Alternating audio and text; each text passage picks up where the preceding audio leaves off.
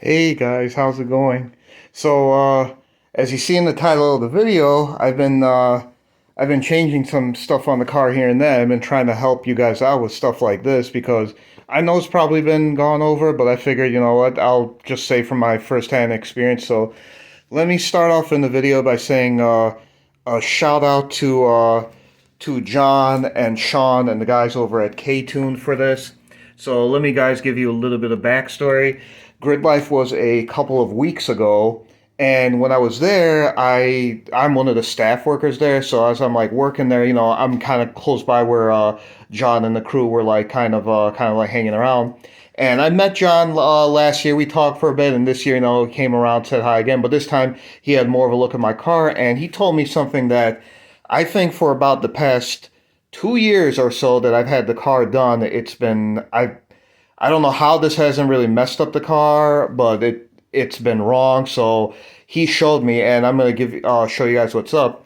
So on Honda's particular K series serpentine belts, they have here what they call a window for when the belt needs to get serviced. So as you see right there, there's an actual like a window that's on a lower part and a part that's step raised. So Honda says that between the very hold on, let me get this out of the way, try and help you guys, I'm sorry. The very top part of that window for the alternator tension. Let me see. That didn't help. Yeah, sorry guys. So yeah, you could kind of see it between the very bottom of that window and the very top raised part. That is the like within spec for Honda's serpentine belt.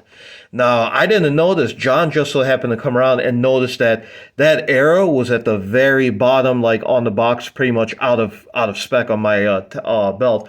I had absolutely no idea, so I did some digging around, and it turns out I was using this particular serpentine belt. I'll give you guys the part number too, just so you guys can like reference it and all that. So this is a 7PK 1320. This belt is actually from my research now, is for a K24, not a K20. So that and that being K24, like no air conditioning, no power steering. So that's the correct size belt. But because I'm on a K20, the belt was supposedly a little bit longer. And the blocks, you know, between K20 and K24, K24 is a little bit taller. So I have no idea how my car still ran fine, but for about the past 2 years now, and ever since I got it done, when DJ over at Rudd's, him and Marsh Tunes, they noticed that my alternator was not putting out 14 volts. It wasn't alarming, or rather, it might have been alarming at first, but they noticed that the car was still fine. So I had a belt on the car that was still able to be tensioned enough, but it was still out of the service window. So I had it like that for over 2 years now, and maybe now that it's in the window, I've yet to actually turn the car on to see if the alternator is producing 14 volts or whatnot. But yeah, maybe that's the fix for it. So yeah, when I was there, I got to actually talk with John a bit. He told me a bit about how he started the company and stuff like that. You know, it's super nice, awesome dude. So shout out to him. And Sean, the sales rep, you know, they said anything I need in the future, they could help me out, hook me up. So I want to give a shout out to those guys so much. They're so cool. So if you guys are wondering what this is their EP3 adjustable pulley kit. You see the Chinese knockoff ones and all that. The big difference is back here. This particular like we'll call it like a square nut. That's what they supply. All the knockoffs just have like a regular nut on the back, and the problem is they loosen up over time. But this one being square, it's actually locking nice and tight between both sides of like this piece right here. I don't even know what you call the piece. This aluminum piece right here, but it locks in both sides of it. Versus an actual nut, it might just actually end up like just sliding up and down over time with vibration. This keeps it a lot more secure. So again, shout out to them for this. So This belt is now within the proper window. Now, this belt I'm using, actually, it's not the belt that they supplied me with. This is actually a belt I bought from Hybrid Racing, based on the size, because I was trying to get away with having to do this because I was just using the stock EP3 idler here, and I didn't want to do this adjustable at first. I figured if I could just find the right belt to make this work, it would have worked. But this belt from Hybrid is a 1300 millimeter. But it does still work perfect. Nothing against it. And from my understanding with these belts, you can have a belt between, if I'm not mistaken, the size is from like a. This one right now is on the lowest setting, so I want to say between a 50, 51, or maybe it's even less than that. A 50 to a 52-inch belt you can use.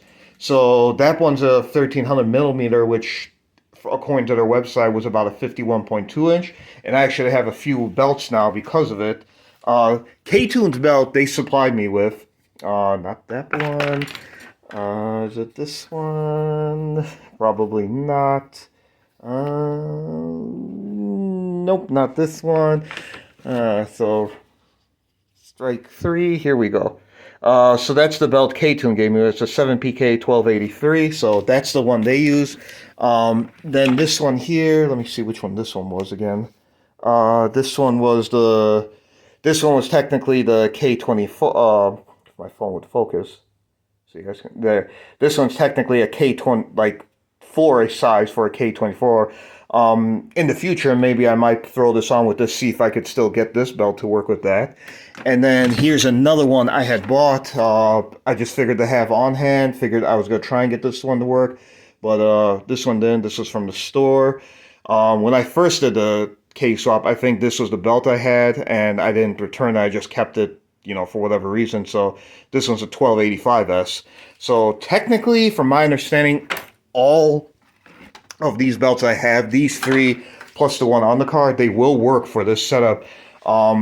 Yeah, so that's kind of the nice thing about this adjustable pulley kit from K-Tune. So yeah, massive shout out to them.